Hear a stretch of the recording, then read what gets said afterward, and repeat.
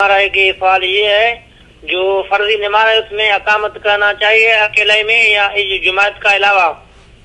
ہاں میرے بھائی سنگن والے، اللہ تعالیٰ آپ کو خیریت سے رکھے۔ تنہا بھی نماز آدمی پڑھے نا منفرد، اس کو بھی چاہیے کہ پہلے تو اذان ہی کہہ لے تو بہت اچھی بات۔ اگر اذان نہیں کہہ سکتا تو کم از کم اقامت ضرور کہے، کیونکہ کئی تابعین اور علماء تو یہ فتویٰ دے گئے ہیں نا کہ اگر اقامت نہیں کوئی شخص کہے گا فرض پڑھنے کا تو اس کو نماز دہرانا پڑے گی، بہت ضروری ہے، اس کو چھوڑنا نہیں چاہیے۔ سب امام بھی متفق ہیں، محدثین بھی متفق ہیں، حتیٰ کہ عورتوں تک کے لیے آیا کہ وہ حضرت عائشہ صدیقہ رضی اللہ عنہا امہات المؤمنین خود کہتی تھی اذان اقامت، اذان کے کلمے کہنے اونچی کی ضرورت نہیں، کلمے دہرا رہے، ایمان تازہ ہو جائے، دعا مانگ لیں، پھر اقامت کہنے عورتوں تک کے لیے آیا۔ تو یہ ہماری بدقسمتی کہ داڑیاں سفید ہو گئی، یہ بھی نہیں پتہ چلا کہ امام بھی چاروں قائل ہیں، حدیثیں بھی ہیں، جماعت کے ساتھ جب نماز پڑھے کوئی آدمی پھر تو ایک ہی اقامت کافی، ورنہ ہر شخص اپنی کہے، بالکل یہ کلمے کہنے چاہیے۔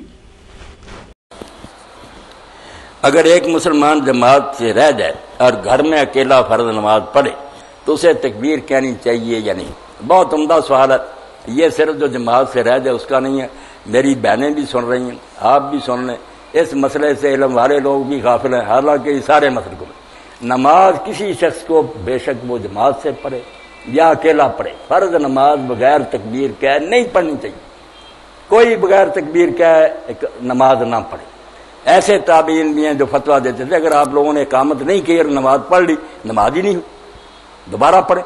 اقامت ضرور کہنی ہے، اور اذان بھی اگر کہہ لیں تو بہت اچھی بات، اونچی آواز سے کہنے کی ضرورت نہیں، اذان کے کلمے کہہ لیں، دعا کر لیں، بعد میں اقامت کہیں۔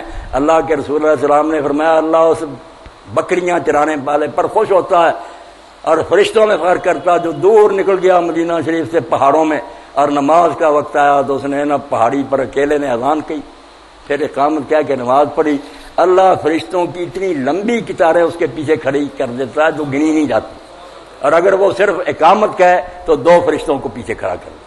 اب ام المؤمنین عائشہ صدیقہ رضی اللہ عنہا کا پڑھیں، وہ فرماتی ہے ہم عورتیں بھی اذان کہتی تھیں، ہم عورتیں بھی تکبیر کہہ کے نماز پڑھتی، مگر یہ سنت مٹ گئی۔ بڑے بڑے عالموں سے جب میں نے ذکر حیران ہوئے، میں نے کہا نکالو فقہ کی کتابیں، وہاں نہیں لکھا کہ ایک آدمی تنہا بھی نماز پڑھے تو اقامت کیا کر پڑھے۔ آپ بھی حیران ہوئے کہ گم ہو گیا یہ مسئلہ۔ تو ہر شخص جو ہے نا اگر جماعت ملے تو ایک کی تکبیر ہی سب کے لیے کافی ہے، اگر رہ گئے بدقسمتی سے آپ اقامت پوری کہیں، انشاءاللہ 2 فرشتے تو پیچھے کھڑے ہو جائیں گے۔